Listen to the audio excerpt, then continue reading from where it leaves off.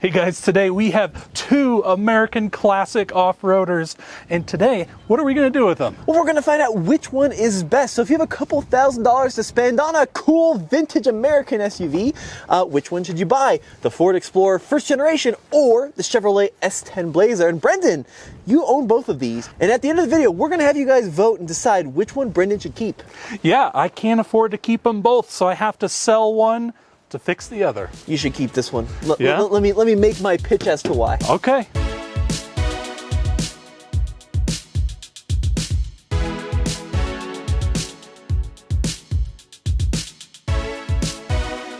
What you're looking at is the first generation of the Chevrolet S10 Blazer. So this is the little Blazer that they built in the 1980s and 1990s. It debuted in 1983. This one is a 1987, and it's of course a two-door model. And then in 91, they introduced the four-door version. But I genuinely think these are some of the most underrated and some of the coolest and some of the cheapest off-roaders you can buy.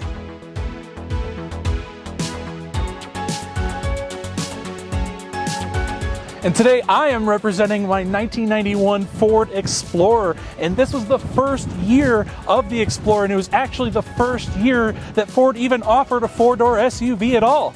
Oddly enough, in 1991, Chevy decided that was such a good idea, hey, let's also make a four-door version of our S10 Blazer. Now this video is a little bit apples to oranges because the first gen Blazer competed more closely with vehicles like the Ford Bronco 2. But of course we don't have a Bronco 2, we've got the Explorer because they're way more popular and honestly way better. But these Blazers are such cool looking little vehicles. First of all, absolutely tiny. It's just 170 inches total in overall length. They are of course two doors in the early models, and they look so cool. Two-tone paint. This one is a three-tone paint due to all the rust. But if you come along to the front here, iconic square headlights. Back in the day when they identified fuel injection not only on the back but on the front, this really neat egg crate style grille with the bull bar in the front. The wheels so retro, so 1980s, and this one's rocking a set of Yokohama Geolandar ATS tires. It's not rocking much in terms of rocker panels, but it does have this roof bar, which I think looks fantastic. Now, funny enough, you'd think that maybe the top would come off. It does not on these Blazers. And then out back, you got this little bit of a wind deflector. And then, of course, the spare tire is mounted on this swing-out gate. Pull it out. Takes a little bit of muscle. That opens up. You got the bright chrome bumper down here. Huge Chevrolet on the rear. This is such an iconic 1980s design, which has held up so well. When the Explorer debuted in 1991, it was based on the Ford Ranger, and pretty much from the front doors forward, it is exactly that. It is a Ford Ranger that they decided instead of the bed, we're going to give you a second set of doors and then a little area in the back to make it a little more practical as far as at least keeping things on the inside and keeping people on the inside as well. And I do dig these boxy old Explorers. They only made them up until 1994, but if you were to get a first gen Explorer, man, you're in for a treat. They don't look that different from the second gen, but in driving experience, I promise you, they are very different. This Blazer has a 2.8 liter V6 underneath the hood with fuel injection. Only the second year they offered fuel injection in these models. Now, 125 horsepower, which is not a lot by modern day standards. It's actually up from the early carbureted models, which had just 110 horsepower. And then later on, they introduced the 4.3, the legendary 4.3, which jumped up to 150. And that was more closely in line with what Brendan has underneath the hood of the Explorer. Now, under the hood of the Explorer is a 4-liter V6 pumping out 155 horsepower. Later models actually got bumped up to 160 horsepower. So what GM needed 4.3 liters to do up to 150, they actually went 0.3 liters smaller and found a way to get 5 more horsepower. So my favorite part about these old square Blazers are the interiors, because they are just as vintage, if not more vintage than the exterior, and everything is blocky. This came from the late 80s GM catalog when they decided to make everything look like a Lego model, and just, it's so cool. It's such an unbelievably retro design with these sliders for everything, slider for the fan here, and then these little colors for the temperature on the climate control. Very driver-centric, enormous 2-spoke steering wheel, which it doesn't need to be this big, but it is. And then you get to the gauges, which are some of the coolest ever fitted to a production vehicle. So you have these little needles that kind of slide up and down these blue streaks. And you've got these barrels for oil pressure and for voltage and for temperature. And then on the left, you've got, once again, chunky buttons for the light control controls, chunky levers for the door handles, roll down windows, these really comfortable blue cloth and vinyl seats. It's just a really functional, retro, cool interior. Now hopping into the Explorer, the seats are actually another focal point, I think, because these look fantastic, very 90s, and this cloth has held up really well over the years. And then this one just happens to be optioned with the 5-speed manual transmission. This transmission actually is sourced from Mazda. So it is actually surprisingly engaging to drive. And then you do have a push button 4-wheel drive system up here on the dash. And then again, just very simple, basic slider controls that honestly, like, I could sit here and play with these all day. It's a very tactile, satisfying feeling. And as far as the gauges go, they're probably not as cool as the Blazers, but they are very basic analog gauges that work just fine. So where Brendan's definitely going to win on this comparison is the rear seat. Actually, I may have just lied to you, because there surprisingly is a ton of space back here. I'll fold that one forward and then I'll fold this guy back. Look at all the leg room, and actually pretty good headroom as well. The great thing about designing a box is you get to sit inside of a box, which is great, because if you've ever sat inside of a box, you know that it's square. And I'm perfectly describing what a square is to you now. It's got 4 right angles, which is great for holding things. Now, with that needless explanation done, the rear seat does actually fold down. Just plop it down. I love this, a little padding here on the fender wells for your armrest. Now, continuing the boxy theme, this Explorer is also a very big box. It just happens to give you your own personal doors if you want to sit here in the back. You could get those Blazers in 4 doors, but not in 87. But I will say, lots of leg space, lots of headroom space. And this is a very comfortable SUV, considering this is a really small SUV at only about, 184 inches long. You have plenty of space back here.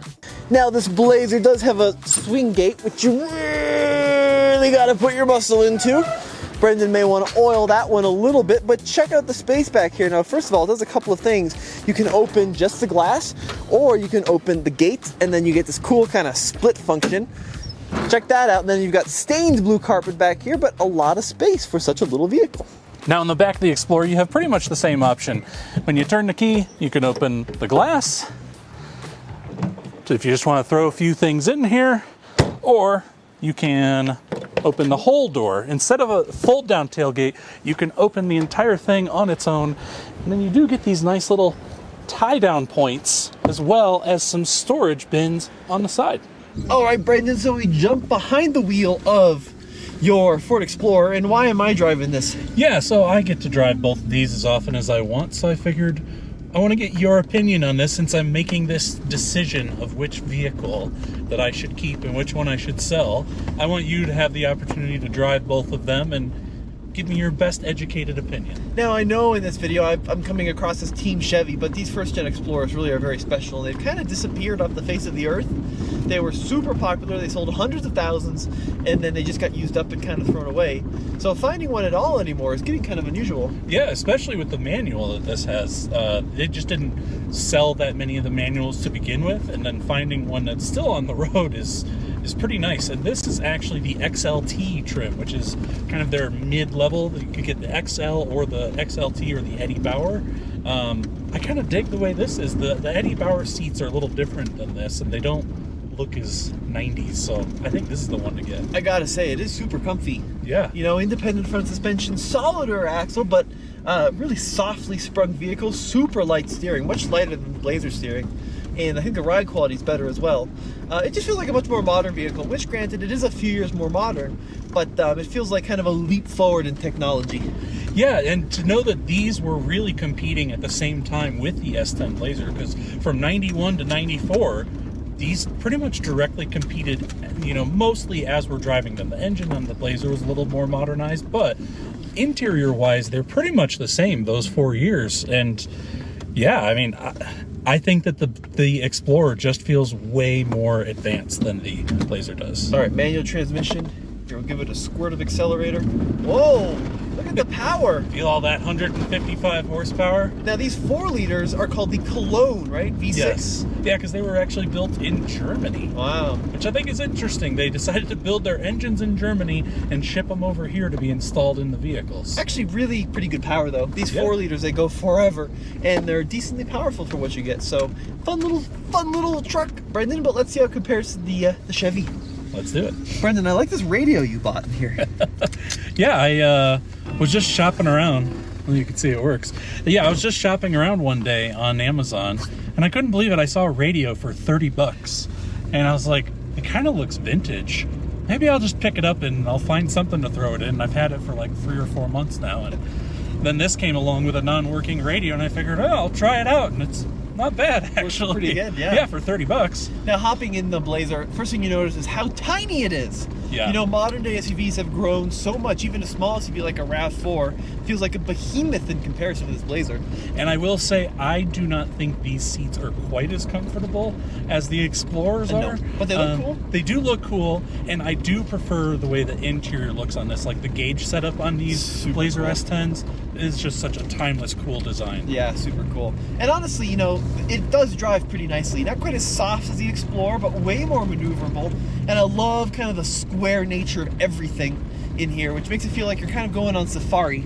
Yeah. Just driving through this little field, you know what I mean? Yeah, and it does give you a bit more of that vintage truck feel. So if you're looking for something that gives you that feel, like you specifically want a vintage feeling vehicle, this one definitely has that feel more than the Explorer does. Well, both are based on small trucks, right? Like, Yeah. as you mentioned, Explorer based on the Ranger, this based on the S10 truck. Yes. But this definitely feels more trucky than the Explorer does. I would say so, for sure. It definitely has like a more utilitarian, like, I'm gonna go build something kind of feeling to it. So you talked about how the Explorer felt pretty quick. Yeah. Should we see if this feels as quick? Let's do it. All right, full throttle. Not much off the line. No. Yeah, it is not a performance machine. Yeah, I don't know if I could imagine the 110 horsepower version before they went to fuel injection, how anemic that would feel. But I would think that 4.3 is probably the trick that this thing needs. Way better. And the automatic certainly dampened some of the fun too. Yeah, it does. It would be well served with a manual transmission. But I think with a nice set of chunky tires on this thing, it'd probably be a little more capable than the Ford, just because it's smaller, a little bit lighter. Yeah. But both are great off-road. You get them in their own terrain, right? You get the four-wheel drive working, and you can just go anywhere. Yeah, I agree.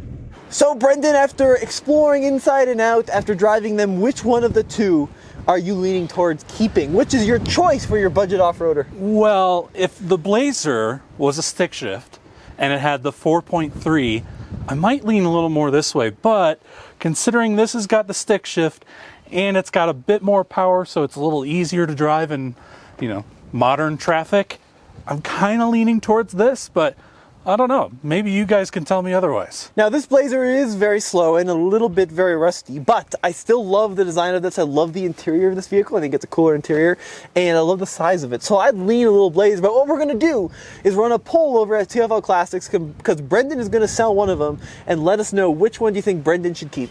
Yeah, I'm really curious to know what you guys think. I mean, I will say, driving down the road, I'd prefer to be in the Explorer, but this one, it does kind of have that, do you look back at your car after parking it feeling to me, and that interior on that, like those gauges, definitely more special on this one. But let me know which one I should keep, because I want you guys to help me decide. You look back to make sure more rust hasn't fallen off this one, I think, Brendan. But it's all still there, yeah.